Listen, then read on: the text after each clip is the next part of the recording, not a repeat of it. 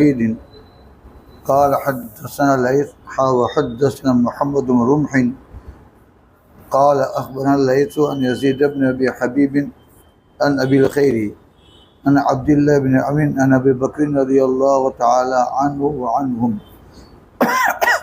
روایت الصحابی عن الصحابی ہے۔ عبداللہ بن عمرو رضی اللہ تعالیٰ عنہ صدیق اکبر حضرت ابوبکر رضی اللہ عنہ سے روایت کرتے ہیں انہو قال، ابوبکر نے نبی کریم صلی اللہ علیہ وسلم سے عرض کیا علمنی دعاء ادعو به فی صلاتی، آپ مجھے ایسی دعا سکھلا دیجئے جس دعا کو میں اپنی نماز میں کہا کروں۔ لہذا یہ کہا جائے گا کہ اس دعا کی مشروعیت صدیق اکبر رضی اللہ تعالیٰ عنہ کی درخواست پر ہوئی ہے، جس کو ہم نماز کے اندر پڑھتے ہیں قاعدہ میں۔ تو آپ نے کہا قل، یہ دعا نماز میں کرتے رہو، اللہم انی ظلمت نفسی ظلما کبیرا، یا اللہ میں نے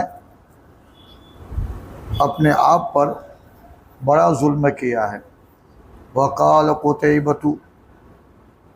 قتیبۃ بن سعید، یہ امام مسلم رحمۃ اللہ علیہ کے استاد ہیں، انہوں نے بجائے کبیرہ کے کثیرہ کہا، انی ظلمت نفسی ظلما کثیرا، اور آگے کی روایت میں یہی کلمہ آتا ہے، لہذا مشہور بھی یہی ہے۔ البتہ کوئی آدمی کثیرہ کے بجائے کبیرہ کہے تو یہ کہنا بھی کیا ہے کہ درست ہے، وہ بھی صحیح سند سے ثابت ہے۔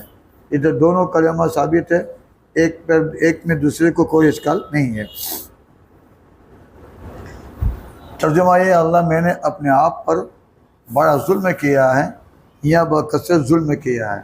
ظلم وجہ سیل غیر محلی ہے، غیر محل میں کوئی چیز رکھنا، لہذا اللہ کی طاعت کے بدلے اللہ کی نافرمانی کرنا، چاہے وہ نافرمانی بڑی شکل میں ہو چھوٹی شکل میں ہو، سب اس میں شامل ہے۔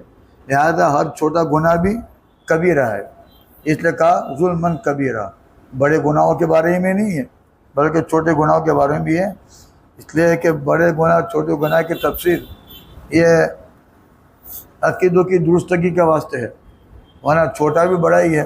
پاکستانی اس کی مثال دیتے ہیں کہ کوئی آدمی اپنے باکس میں بڑا انگارہ رکھے تو اور چھوٹی چنگاری رکھے تو کیا فرق پڑے گا؟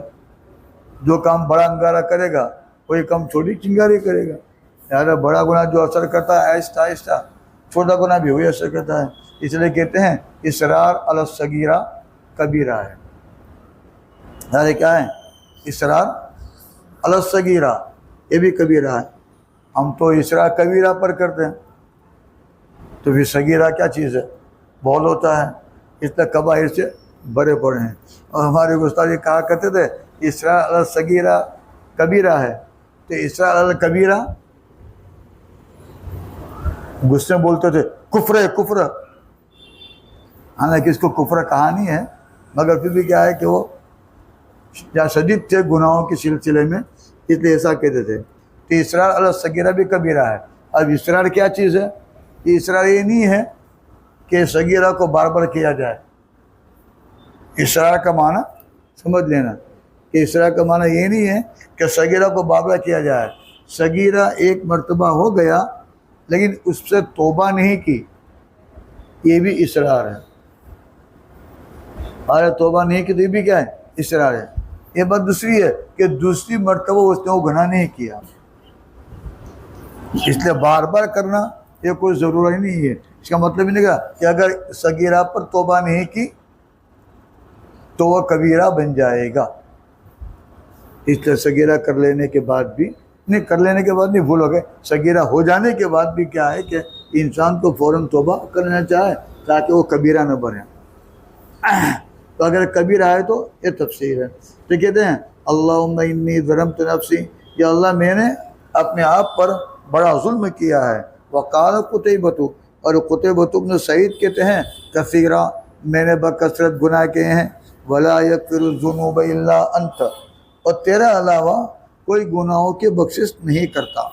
یہ ہمارا عقیدہ ہے، تو ہی معاف کرنے والا ہے، اس لیے فاغفر لی مغفرۃ من عندک، تو میری مغفرت فرما ایسی مغفرت کے ساتھ جو تیرے پاس سے آنے والی ہو، یعنی تیری ہی مغفرت کا طالب ہوں، کسی اور کی مغفرت کا طالب نہیں ہو، اور اللہ کے علاوہ کسی اور کی مغفرت ہے بھی نہیں، اس لیے کہ مغفرت کا معنی ہوتا ہے گناہوں کی بخشش کے ساتھ ساتھ اس کے عذاب سے بچا لینا۔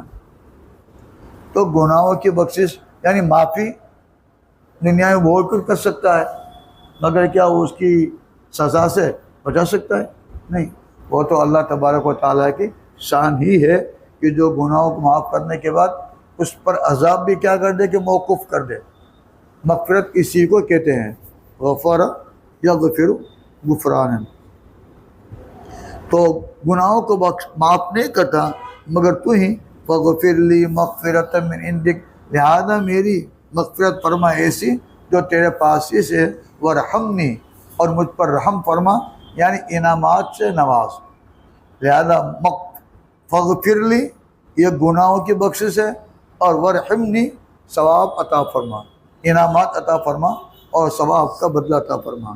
انک انت الغفور الرحیم، بے شک تو ہی معاف کرنے والا ہے اور تو ہی انعامات اور ثواب اور نعمتیں دینے والا ہے۔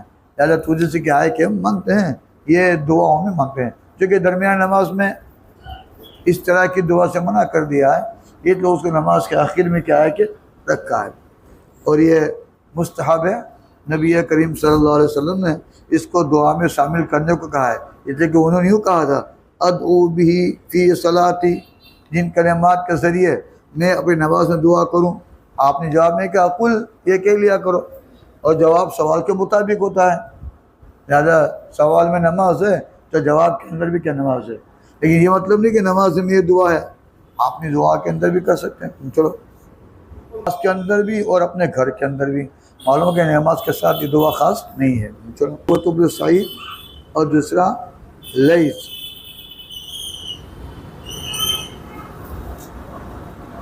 تو صرف کتب سعید لیث کی روایت کے اندر صرف کبیرہ موجود ہے، باقی ان کے علاوہ جتنے استاد امام مسلم کے تمام کی روایت میں کیا ہے کہ ظلمن کثیرہ یعنی کثیرہ ہی منقول ہے۔ چلو